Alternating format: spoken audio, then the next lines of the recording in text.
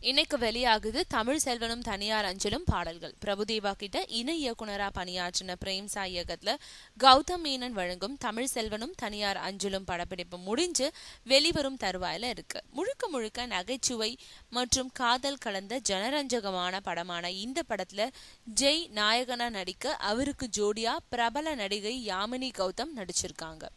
அவங்களுக்குள்ள நடக்கும் ஒரு இனிமையான காதல் நாடகமும் அதுக்கு இணையா சந்தானமும் விடிவி கணேஷ் போடும் ரகலையான நகைச்சுவையும் படத்துக்கு மிக சிறந்த பலமா. இந்த படத்தோட தெலுங்கு பதிப்பான கொரியர் பாய் கல்யாண் படத்தோட இசை கடந்த வாரம் வெளியாகி பெரும் பரபரப்பை ஏற்படுத்தியிருக்கு.